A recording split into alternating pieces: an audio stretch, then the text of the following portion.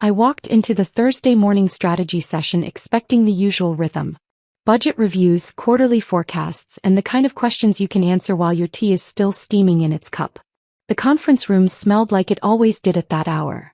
A blend of espresso and the faint chemical scent from the newly installed air purifiers the company had brought in over the weekend. Nothing in that glass-walled corridor suggested what was waiting for me on the other side. 15 years as Chief Operating Officer had taught me to assess a room within seconds. But the moment I saw Nicholas Warren sitting at the head of the table without his tablet, his hands folded carefully in front of him, his face carrying an expression I couldn't quite place, I knew whatever was coming had nothing to do with our expansion timeline. I slid into my chair, opened my portfolio ready to document. But Nicholas didn't acknowledge any of us. He kept his gaze fixed on the water glass in front of him as if measuring something only he could see. 3 minutes later, when everyone had finally settled into their seats, he rose and offered a smile I hadn't witnessed from him in over a year. The kind reserved for shareholder presentations, not internal leadership meetings. His announcement was brief enough that no one had time to process it. I want to share some exciting news. Effective immediately, Damien will assume the role of Chief Operating Officer for Solix Dynamics. The room went silent like someone had cut the power to the entire building. Damien? Yes, that Damien. Nicholas's son, the same young man who had relocated here from London barely 4 months ago. In those 4 months, he had spent more time attending industry galas and posting on professional networks than reviewing any operational documentation. And now he was supposed to oversee the entire infrastructure I had spent half my professional life constructing. The door swung open and Damien entered like the lights had been positioned specifically for his arrival. He wore one of those European-cut blazers, expensive enough to signal importance, crisp enough to look freshly pressed for this exact moment. His smile was so effortlessly confident, I had to blink twice to make sure I wasn't watching an advertisement for Executive Leadership of the Year on some streaming platform. He greeted each person like they were dear colleagues he'd known for decades. A single thought surfaced inside me, quiet but piercing. I used to think closing deals at midnight was the real test. Turns out the real test is watching someone who's never closed a deal lead an operations division. Nicholas turned toward me and gave a subtle nod. The kind that communicates everything had been decided long before we entered this room. I didn't react, didn't shift my expression. In the corporate world, silence is often the last dignity people extend to one another. But understanding that didn't make the reality any easier to accept. I rested my hand on the polished table, maintaining the composure of someone who had navigated enough crises to know emotions had no place in this space. Then Damien began his speech. It carried the recognizable cadence of someone who had recently completed an executive program and learned how to speak extensively without conveying substance. He talked about transformation, momentum, and paradigm shifts. His voice rising like he was preparing to announce a breakthrough discovery. But not once did he reference a metric, not a strategic framework, not a single piece of operational logic, just recycled corporate phrases dressed up as vision. An operations manager beside me glanced in my direction. Her expression communicated what no one dared articulate. We're in trouble. I kept my eyes forward. I wanted to observe how Nicholas would respond. But Nicholas simply nodded along as if he were listening to a presentation about future market conditions, not his newly appointed Chief Operating Officer fumbling through an operational strategy. A slow warmth crept up my neck. Not anger, but the sensation of my mind shifting from passive observation to active assessment. Then Damien moved on to supply chain optimization, and that's when the performance truly began. He used the incorrect terminology for a just-in-time inventory model, describing it like it were a warehouse storage technique. The entire room paused for a single beat. One beat was sufficient for me to notice the frozen expressions on 3 senior directors' faces. One beat too revealing to conceal the fact that Damien had no understanding of what just-in-time methodology actually entailed. But everyone stared politely at their notebooks, pretending nothing was amiss. That's corporate dynamics for you. Everyone observes the problem. No one acknowledges it. Damien continued through several more slides. I remained still. No questions, no corrections. Sometimes silence isn't capitulation.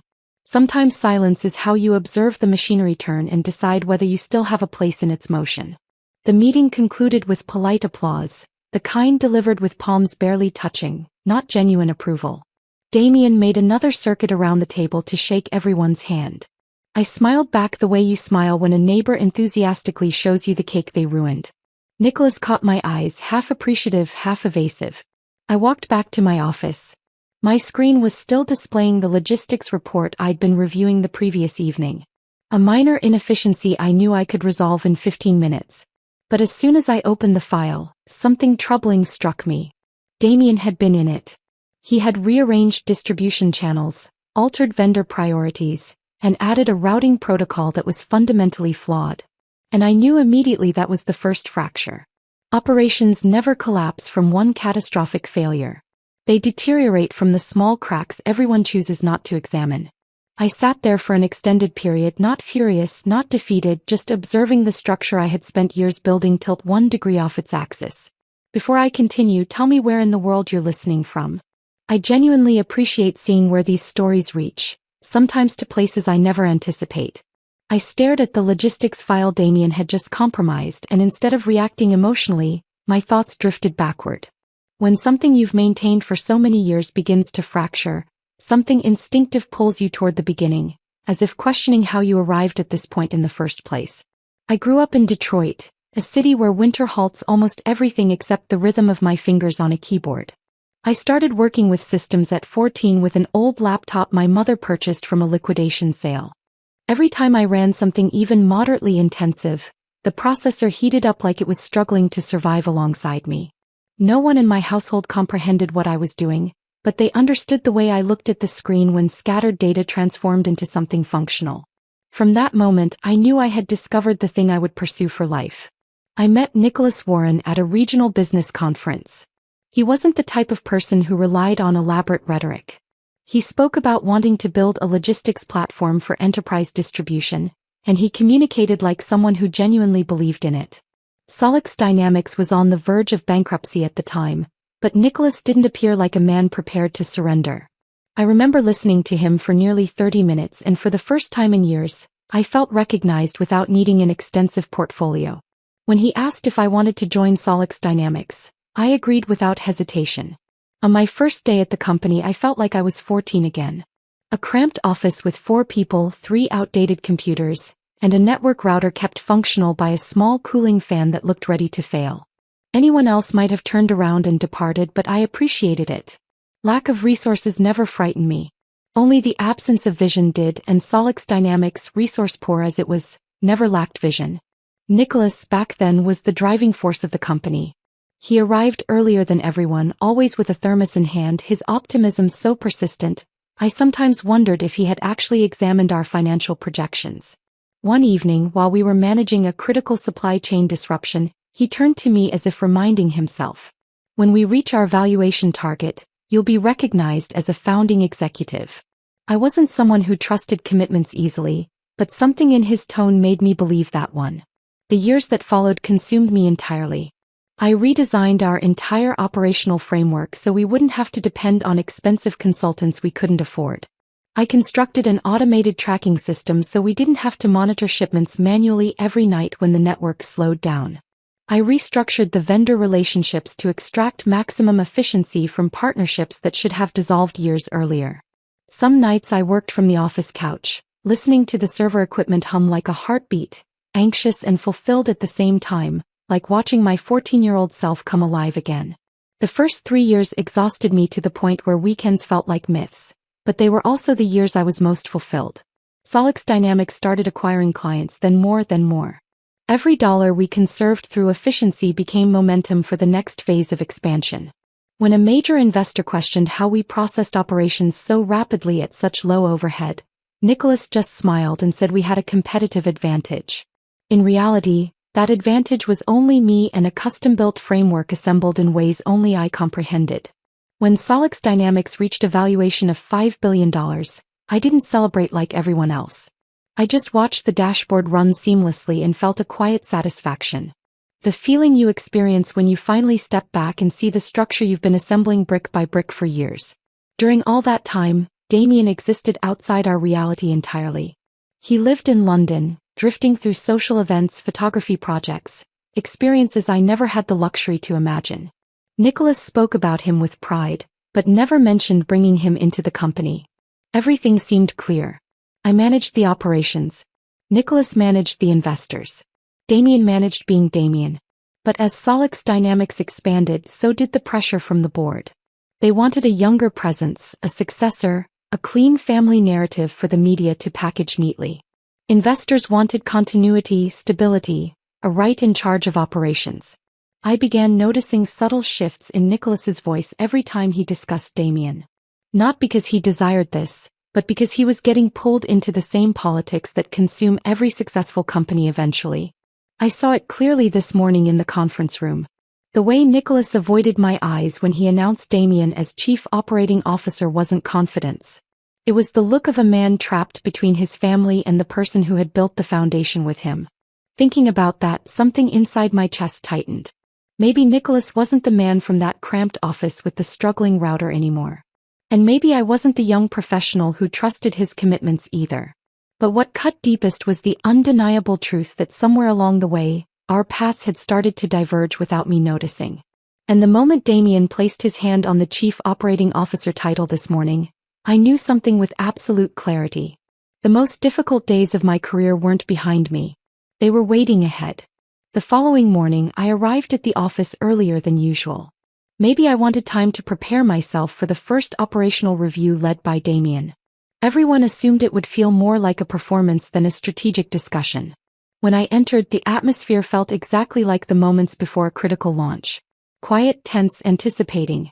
Damien walked in with complete confidence, holding a presentation remote like he was about to keynote a major industry summit. The first slide appeared in large, bold letters. Operational Excellence Roadmap. Below it were words like acceleration, integration, and revolutionary efficiency. A nearby director exhaled quietly. We all understood this meeting would not be about operations. Damien's opening was adequate. He spoke about market dynamics, the shift toward rapid fulfillment, and the increasing demand for enterprise logistics. He knew how to communicate smoothly, how to frame concepts so the room felt like it was witnessing something significant. I'll admit he had talent in corporate communication. If he had stopped there, I might have felt relieved. But the problems emerged the moment he began describing Solix Dynamics operations. The performance metrics he used were theoretical, not based on actual data. Numbers appeared but were never explained. He claimed the distribution network needed restructuring even though the chart behind him clearly showed bottlenecks in the procurement layer. Several directors exchanged glances but no one spoke. Our company culture valued order, especially when Nicholas was present. By the 9th slide, the performance truly arrived. Damien pointed to a system and announced it would be our breakthrough focus for the upcoming quarter. I looked at the screen and recognized it immediately. It was a system I had implemented 6 years ago, back when Solix Dynamics was struggling to retain its first major client. Several people lowered their heads to conceal a smile. I said nothing. I simply wondered whether Damien had done this intentionally or if he truly didn't understand the operations he was supposed to lead. When the presentation concluded, Nicholas was the first to applaud. He praised Damien's energy, calling it the innovative spirit the company needed. I looked at Nicholas and knew he wasn't expressing what he actually felt. He had no choice. The board wanted Damien. The family wanted Damien. He was trapped between loyalty and obligation. After the meeting, Damien pulled me aside and showed me the operational update report he had sent to investors the previous evening. The moment I opened the file, I recognized most of the content. They were improvements I had completed the night before his appointment. I had resolved inefficiencies, optimized vendor contracts, and restructured fulfillment protocols so the operations could run seamlessly. Damien had simply added his name and distributed it as his own achievement. The feeling wasn't anger.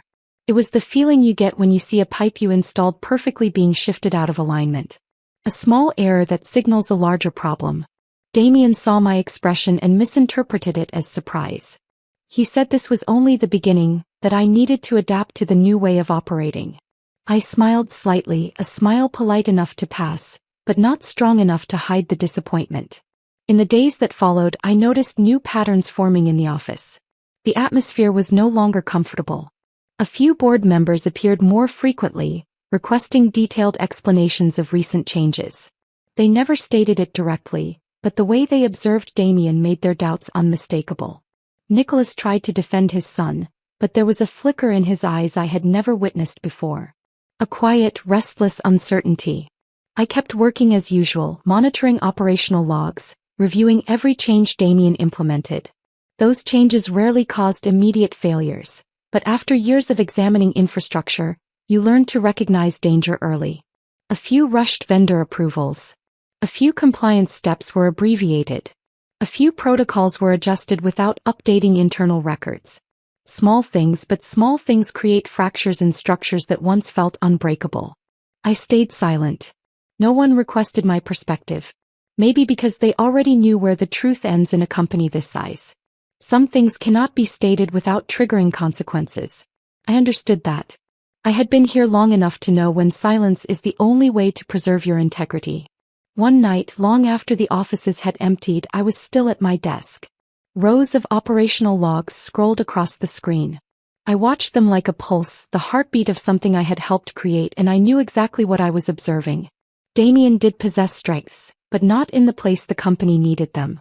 And when you place the wrong person into the right system, collapse becomes a matter of timing. I turned off the monitor and stood up. The darkness made the sound of my own breath feel louder. What happened in that meeting wasn't just a shift in operational direction. It was the beginning of a new chapter, one I wasn't sure I wanted to belong to. And in that dim office, for the first time, I felt the subtle fracture inside me change shape. It was the beginning of something larger, something I couldn't name yet, but I would soon enough once events unfolded exactly the way I now expected them to. I felt the shift more clearly in the weeks that followed. Damien kept pushing the team to accelerate, stacking meetings consecutively, demanding that operations shorten every process that could possibly be shortened. He was obsessed with launching the new efficiency protocol, something he claimed would make Solix Dynamics faster, leaner, and more competitive. The real issue was that he focused so much on speed that he nearly ignored the warnings from the compliance team. The operational testing protocol originally had 5 phases, including stress tests, regulatory audits, and capacity trials. Damien reduced it to 2. He said in the meeting that the market waited for no one, that if we didn't move rapidly, competitors would surpass us. I watched him speak with the confidence of someone who had never witnessed what happens when you rush into operations. A few directors tried to explain that the existing system was complex and needed complete testing, but Damien interrupted them and insisted the old process was rigid, outdated, and unfit for the current landscape. I stayed silent not because I agreed but because I knew any warning from me would be labeled obstruction. The protocol was deployed on Friday afternoon. I remember the office lights were still illuminated, but the atmosphere felt like the quiet before a storm. I opened the operational logs and watched a wave of changes go through without any documentation attached. Damien stood in front of the large screen, proud as if about to witness a breakthrough. Directors exchanged looks filled with concern. Everyone knew deploying at the end of the week was a risk. But Damien said it was the perfect time because client activity was minimal and no one would notice if something went wrong. It took less than 9 hours for everything to fall apart. That evening, just as I was about to leave, an urgent alert lit up the monitoring system. A massive volume of transactions was being processed abnormally.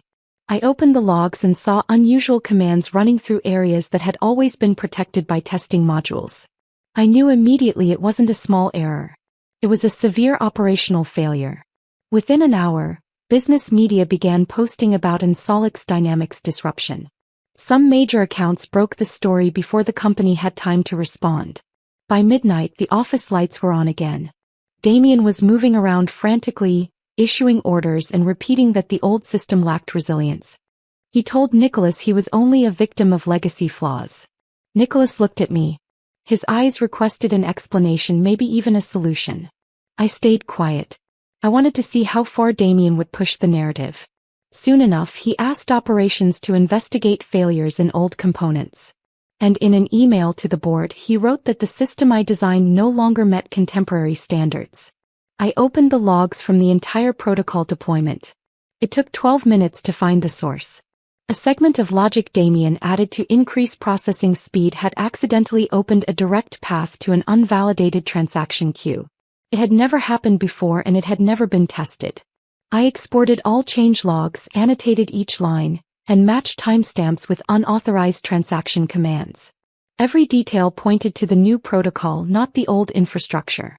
The next morning I brought everything into the conference room. Damien was there, exhausted but still maintaining his innocence. Nicholas stood near the display screen, surrounded by board members. The room was silent. I presented the findings clearly. No accusations, no emotion, just facts, the way I had always done for 15 years. Damien pushed back immediately, saying logs never tell the complete story, that the old system must have been vulnerable already. But Nicholas interrupted him. He didn't say Damien was wrong, nor did he say I was right. He stood there, a man trying to balance everything while the ground beneath him slowly tilted. The board began whispering among themselves. One said they needed to protect the reputation of the new chief operating officer. Another said Nicholas's family would take a hit if Damien faced public criticism. No one mentioned the actual technical truth in the logs or the damage thousands of clients were experiencing. In the middle of that unresolved debate, I received an email from a business journalist I had met years ago. Just one line. "We are investigating the cause of the disruption. Would you like to comment?" I didn't respond. I knew a single sentence from me could turn everything into an uncontrollable storm. By 3 in the afternoon, the board reached a decision. They said I should take a temporary leave to reduce internal tension and prevent misunderstandings in the media. Nicholas didn't look at me when the words were spoken. He didn't object, didn't justify, didn't defend. He simply stood there exhausted, as if he had no strength left to fight anything beyond himself. I walked out of the room without anger. It felt more like watching the foundation of your house begin to sink while the people living inside decided to repaint the walls instead of fixing the structure. I said nothing. Not because I couldn't, but because I knew silence wasn't defeat. Silence was the only way to prepare for what was coming next. Something they didn't see yet.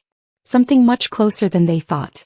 3 days of leave passed, but I didn't feel any lighter. Walking, preparing meals, opening my laptop to review old frameworks. Every habit led me back to the same truth. Solix Dynamics was no longer a place where I could stand confidently and do my work. But another truth was even clearer. I couldn't walk away without securing the foundation I had spent 15 years building. On Wednesday morning I went back to the office. No one paid attention.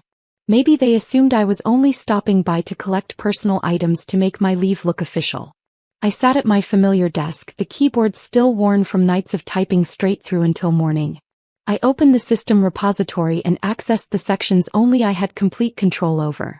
I downloaded every framework I had built, every compliance module I had written when the company couldn't afford proper consulting, every log capturing Damien's changes before the protocol that broke the system. Not because I intended to retaliate, but because truth belongs somewhere safe. A good professional never leaves evidence in the hands of someone who can distort it. As I was finishing the last backup, Nicholas's assistant messaged me. He wanted to see me immediately. I could guess why, but I went anyway. I needed to hear it from the man who once placed real trust in me.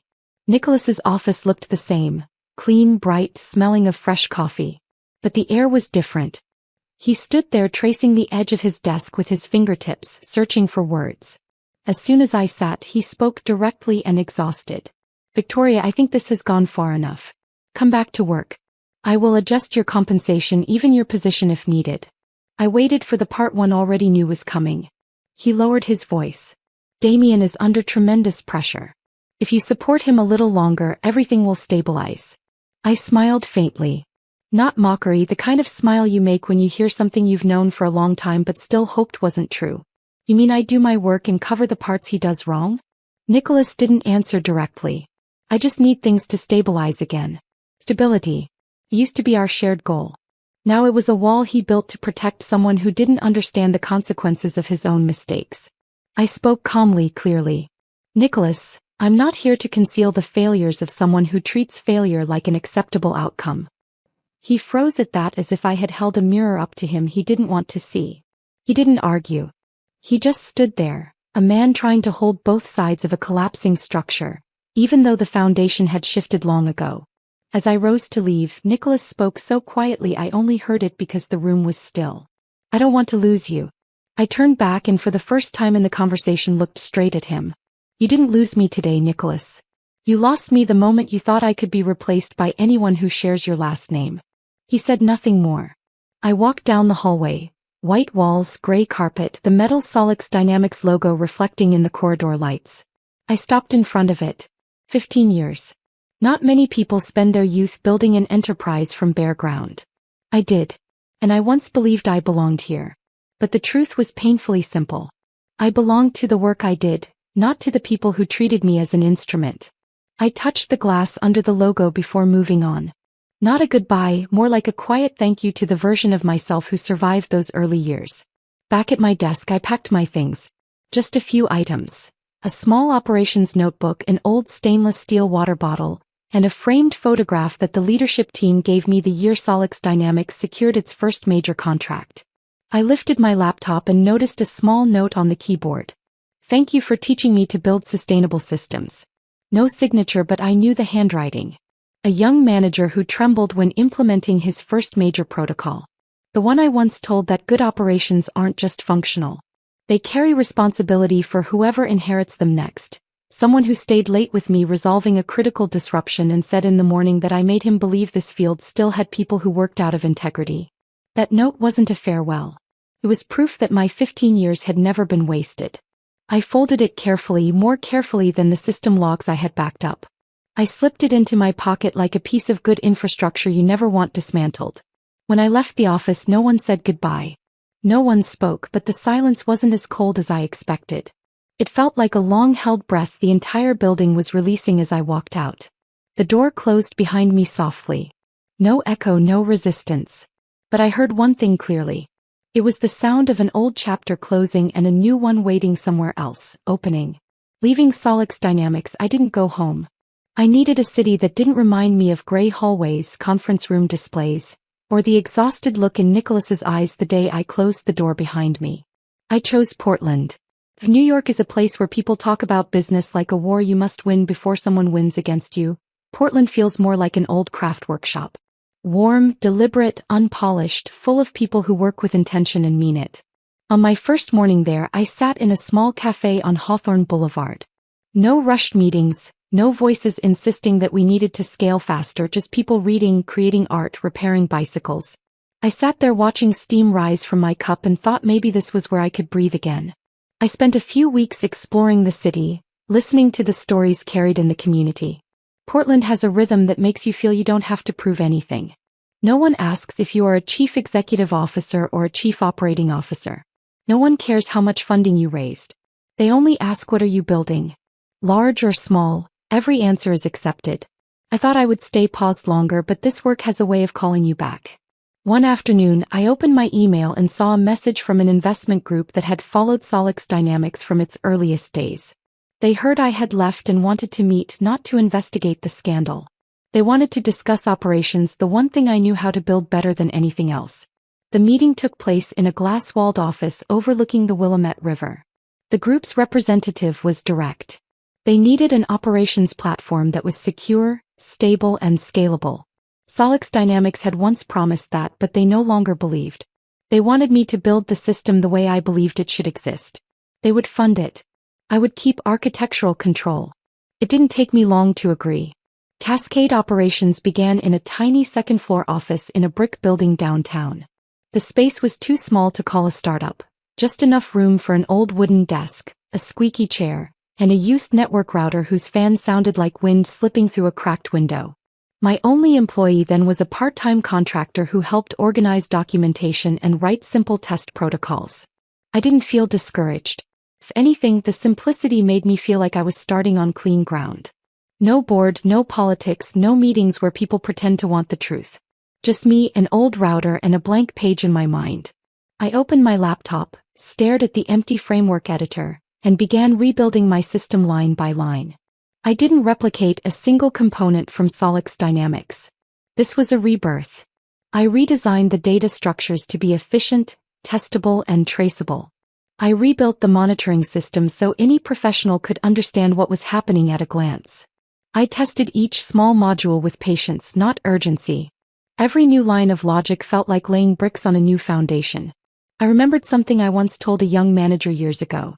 A good system never depends on faith. It depends on validation. This time I promised myself I would never repeat the mistake of trusting someone simply because they shared a last name with the founder. I made a vow. Cascade operations would be built on principles, not blind hope. In the evenings, while the restaurants filled up below the street, I sat in the office listening to the router fan turning through layers of data. I didn't feel alone. I felt like the young professional I used to be, hands trembling over the first successful implementation.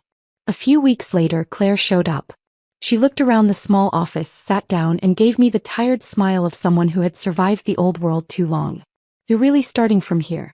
I nodded. She told me Solix Dynamics had been in chaos since the day I left. Damien pushed reckless changes. Issues accumulated. Clients contacted her directly because no one else would resolve the problems. Then she said something that stopped me cold. "No one there builds operations anymore. They only build narratives." The next day, Daniel, the strongest logistics director on the old team, called to say he had resigned. He wanted to move to Portland to work with me. A week later, 2 more followed. I made no promises about titles or high salaries. I simply said, "Here we build things that run clean and durable." They said that was enough. Our first client at Cascade Operations was a mid-sized company in the group's portfolio. Not a huge contract, but it was a door. I presented the framework using diagrams with minimal colors and clear connections. I answered every question not with slides but with logs. At the end of the meeting, their operations director told me, "You speak as if you're talking about your own home, and we appreciate that." They signed in 4 days. News of Cascade Operations didn't spread rapidly, but in business, trust travels in its own way. A few former Solix Dynamics clients reached out, not out of curiosity, but because they wanted a system that actually held steady. I declined some projects. We were still small. That honesty made them want to work with us even more. I watched Solix Dynamics from a distance. Reports of a second failure, delayed projects, client complaints appearing on forums. I didn't feel satisfaction, but I understood it wasn't an accident. It was the cost of believing that skill could be replaced with lineage. One night, standing in my small office watching Portland's lights reflect against the glass, I realized something unexpected. I hadn't lost Solix Dynamics. I had carried its best parts with me. The principles, the integrity in how operations should be built, the people who still cared. And this time I was rebuilding everything line by line, not to surpass anyone, but to make sure I never forgot the real value of starting over. When Cascade Operations finally settled into its rhythm, I thought I had escaped Solix Dynamics for good. But some things don't stay still just because you walk away, especially the ego of someone desperate to prove himself at any cost. The first message came at 9 on Monday morning. Claire sent only 3 words, repeated twice. Solix collapsed. I thought she was exaggerating, but when I opened the business news sites, I saw headlines lit up in red. Industry forums exploded. The hashtag about Solix Dynamics climbed into the trending list within hours. The first line of a major article made my breath stop for a beat. Solix Dynamics deploys a major protocol update and the entire platform becomes inaccessible. The attached image showed a dashboard I knew as well as my own handwriting now displaying a single cold message. Operations cannot be accessed. A failure you only see in reckless companies, and I knew exactly who had pushed that update. Damien. I kept reading. The update was described as a bold operational leap from the new chief operating officer, a term journalists like to use when they don't understand something but still have to write about it. But I understood. I understood the type of person who launches an update first thing Monday morning to prove he has surpassed his predecessor. And I understood the type who ignores every warning because his pride demands a spectacle. What I didn't expect was the magnitude of the damage. Client data across the entire platform was unreachable. Companies relying on Solix Dynamics for supply chain coordination were paralyzed. Some manufacturing operations lost production schedules, halting entire assembly lines. Online, people were whispering what Solix Dynamics refused to say out loud. Solix is sinking. One comment even said using Solix now feels like playing roulette. I didn't feel satisfaction, but I wasn't surprised. By 11, investigative articles appeared. They cited internal sources saying Damien had skipped critical validation steps, confident in his new framework. Anonymous managers posted on forums claiming the update had been deployed without their approval. I read each line and felt as though I was watching scenes from a disaster I had tried to prevent months earlier. Then my phone rang. Claire. Her voice was small but urgent. Victoria, they're panicking.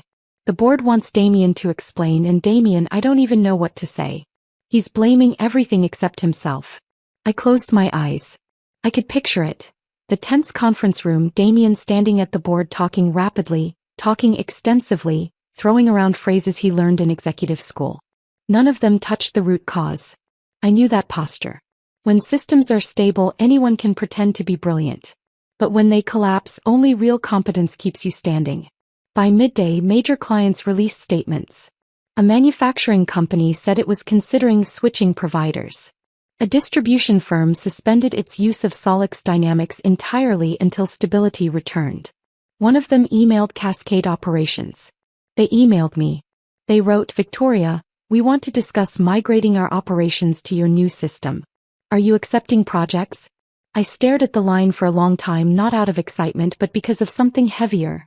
The realization that what I had built, small as it was, stood steady in the one place people actually needed it. Years earlier, that client had been one of Solix Dynamics' proudest partners. Solix used to call them a strategic account, but now they came to me, a 4-person operation with an old router and a tiny office, because what they needed wasn't prestige. They needed operational truth. By mid-afternoon, the media firestorm hit full force. Internal sources claimed Damien had been cornered in a board meeting, pressed on framework design, validation, and deployment practices. Someone said he lost his composure and claimed the operations team wasn't skilled enough to understand his vision. A single sentence thrown at the wrong moment is enough to pour gasoline on an open flame. I didn't feel triumphant reading it. I didn't feel sorrow either. I felt clarity. In operations, systems do not forgive arrogance. You cannot build infrastructure to impress a room. Infrastructure doesn't care who you are, where you studied, or what last name you have. Infrastructure runs only when you build it correctly. By evening, professional networks were filled with sarcasm and resignation. Someone wrote, "Solix Dynamics should rehire the person who built the original system." Another said, "Operations is not a stage for self-affirmation. It demands real understanding." I thought of Nicholas.